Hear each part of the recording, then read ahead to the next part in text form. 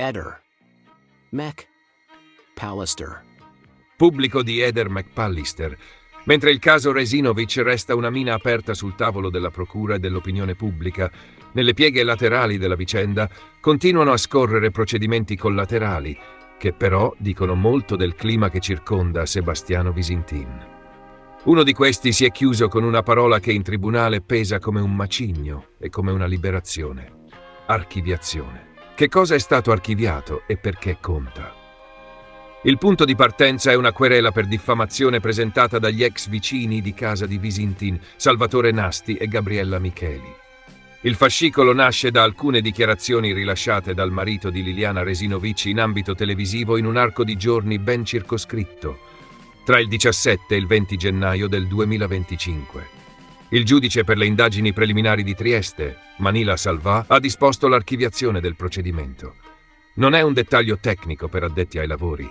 Archiviare significa che per quel segmento specifico e per quelle frasi l'iter penale non prosegue verso un processo. In altre parole, quel binario si ferma lì. Il cuore della decisione: frasi dubitative, non accuse. Il nodo è tutto nel significato attribuito alle parole. In particolare, il giudice legge alcune espressioni di Visintin come frasi di dubbio e di stupore, non come accuse rivolte a terzi. C'è una frase, tra le più discusse, pronunciata il 17 gennaio, in cui Visintin si domanda che cosa ci facessero Nasti, Micheli e Claudio Sterpin in un luogo specifico dell'area dell'ex OP, il posto delle fragole, cioè in prossimità del punto in cui il giorno successivo sarebbe stato recuperato il corpo di Liliana. La chiave della motivazione per come viene ricostruita è questa: quel tipo di domanda viene interpretato come interlocutoria e autodiretta, un ragionamento ad alta voce dentro una vicenda anomala, non la costruzione di un addebito diffamatorio. Il giudice in sostanza valuta che Visintin non stia imputando a quelle persone un fatto determinato, ma stia manifestando l'incredulità e la fatica di spiegarsi una coincidenza, dentro un caso che da anni è un intreccio di sospetti, narrazioni contrapposte e dettagli apparentemente minimi che diventano enormi. Le parole del 20 gennaio, soldi, conoscenze e deduzioni. Secondo la stessa ricostruzione, archiviazione anche per quanto detto il 20 gennaio 2025. Qui il tema si sposta sui risparmi di Liliana.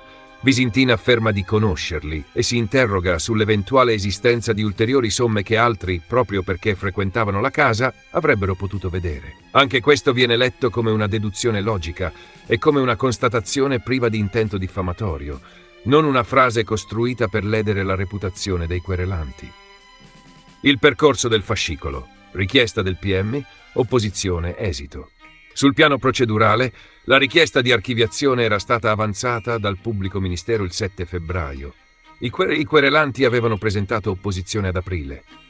L'esito poi è arrivato con il provvedimento di archiviazione. Dal lato della coppia Nasti-Micheli viene riportata la posizione del loro legale, l'avvocato Francesco Mazza, che si dice sorpreso e richiama un orientamento giurisprudenziale secondo cui anche le affermazioni dubitative possono integrare diffamazione.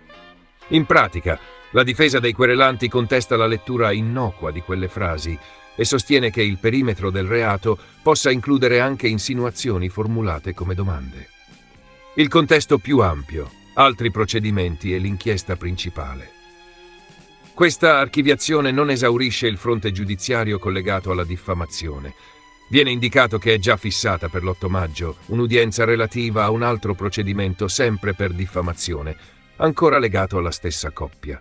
Nel frattempo resta il piano centrale, l'inchiesta sulla morte di Liliana Resinovic.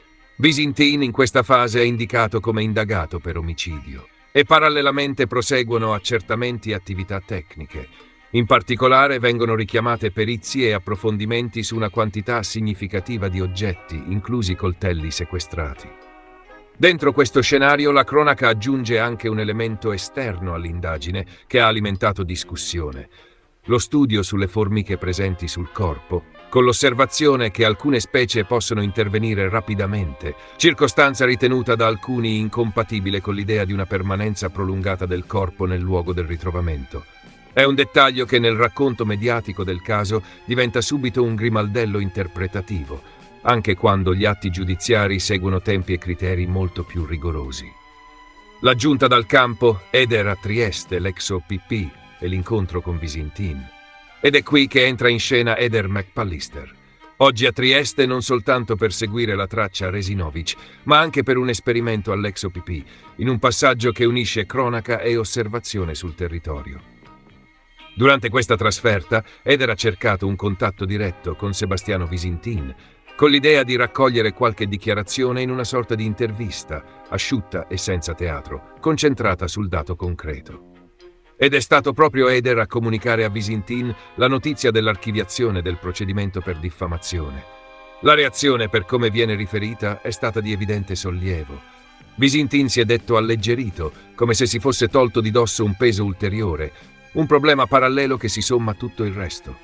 Non solo, Visintin avrebbe anche espresso una speranza precisa, quasi pratica, più che emotiva, che non ci siano altri procedimenti simili aperti. Ma nello stesso respiro avrebbe ammesso di non esserne certo.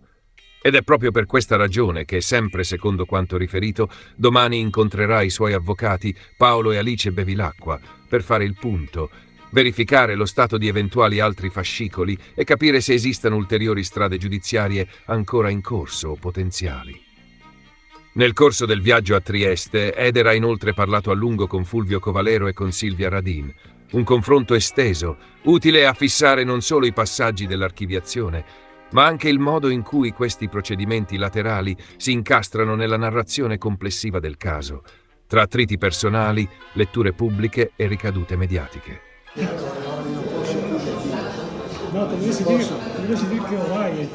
Ehi, non dimenticare di iscriverti a questo canale.